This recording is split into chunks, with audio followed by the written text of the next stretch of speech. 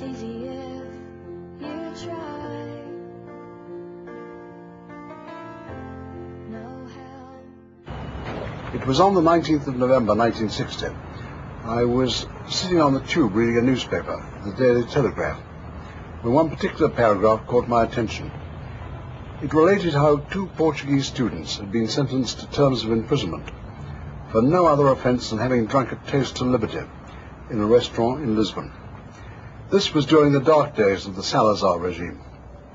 Perhaps because I'm particularly attached to the concept of liberty, perhaps because I'm fond of wine myself, this news item produced a righteous indignation in me that transcended normal bounds. 6 months later, I published an article in the Observer called The Forgotten Prisoners, which was reprinted simultaneously in many of the world's influential papers.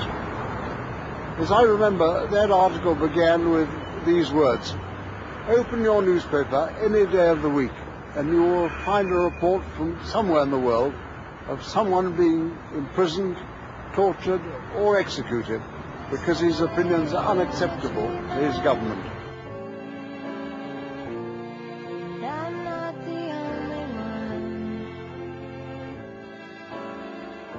I hope someday you'll join us, and the world will be as one.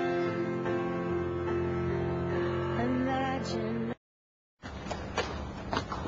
This is where the first office of Amnesty International was set up. The basement room overflowed with material, and upstairs we continued to receive letters from all over the world, letters of support and encouragement. This made it possible for us to think that we could turn the one-year campaign into a continuing international movement. In that first year, 7 countries joined the new international movement. During the 1960s, Amnesty produced a number of reports on the oppressive prison conditions in different countries. A report on Aden of allegations of brutality by British interrogators caused a furore. I think that governments are very much like individuals, in the sense that they like to be liked. And governments are, I think, increasingly sensitive to international public opinion. By 1970, there were 27 countries around the world with amnesty groups, and 2,000 prisoners were under adoption. When Amnesty produced a damning report on torture in Brazil, the government banned any mention of the organization in the country's press. An urgent action appeal brings protests against the death sentences from members all around the world. Vous parlez des 62 personnes. Je voudrais vous prier d'utiliser votre... In express cases, because the Universal Declaration of Human Rights. Amnesty, good morning. Oh yes, you want to speak to Michael Gintrock? Amnesty International was to launch a worldwide campaign against torture at the UNESCO building in Paris in 1973. Amnesty's campaign resulted in the United Nations adopting a declaration on torture in 1975. Degrading treatment or punishment. It is so decided. It was in the 70s that Amnesty received a series of awards for effectively fighting human rights violations.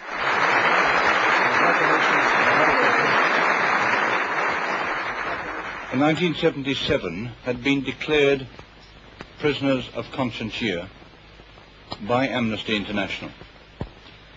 And the award of the prize is a most welcome support for our efforts. On behalf of Amnesty International, the diploma and the gold medal of the Nobel Peace Prize for 1977.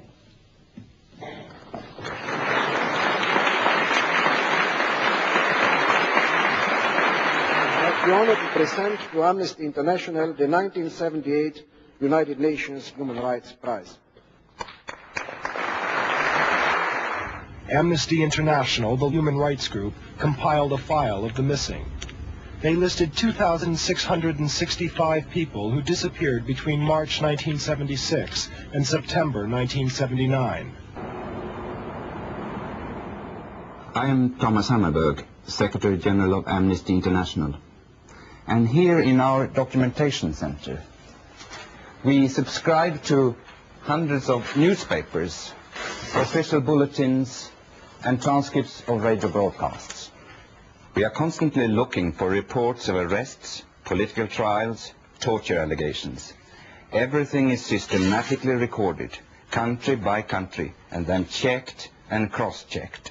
Over 1 million people signed a petition calling for a universal amnesty, which was presented to the Secretary General of the United Nations in 1983. I want you to know that we at the United Nations are grateful for the work which you are doing with such dedication and skill. Here in London is the headquarters of one organisation which does not forget those in prison, those under torture, and those sentenced to death. Amnesty International is celebrating the 25th birthday this week of its worldwide crusade against injustice. The Telex room is Amnesty's nerve centre. Here, information on prisoners and torture victims is circulated to the national amnesty sections in 45 countries. Only prisoners who have never advocated violence are adopted as prisoners of conscience, although Amnesty always campaigns against torture and executions. Our position in Amnesty International is clear. Governments must never combat terror by resorting to terror themselves. Torture, disappearance and extrajudicial executions are never justified. In the spring of 1988, Amnesty announced its plans to launch a world music tour. So I feel it's very important now to call on all the governments of the world to open their arms to us, to help us out. Celebrating, strangely enough, 30 years of Amnesty International, the world's first and the world's finest human rights organization. If people collectively or individually take action, they can change the situation.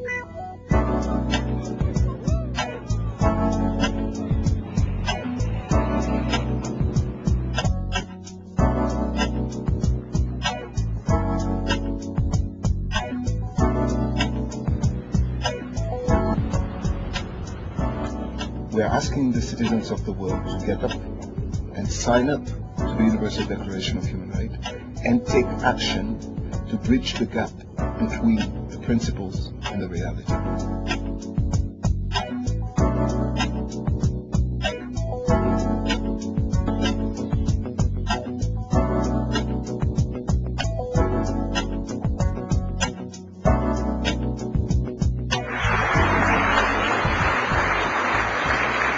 So like Amnesty International, their sole sort of aim is helping others. The campaign Take a Step to Stamp Out Torture has been calling on citizens to declare torture-free zones around the world. Amnesty International also launched its first ever internet campaign and won an award for its innovative website stoptorture.org. It is in our hands to build another world.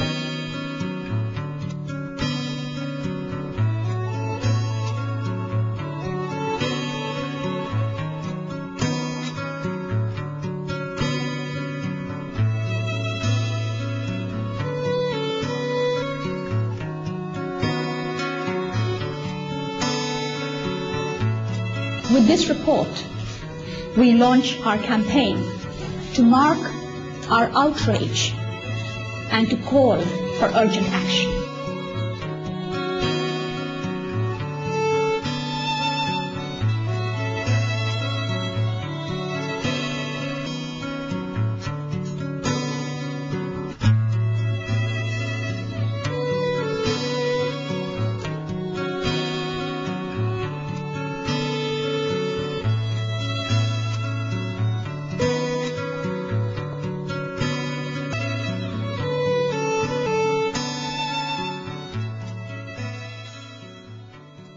Once the concentration camps and hellholes of the world were in darkness.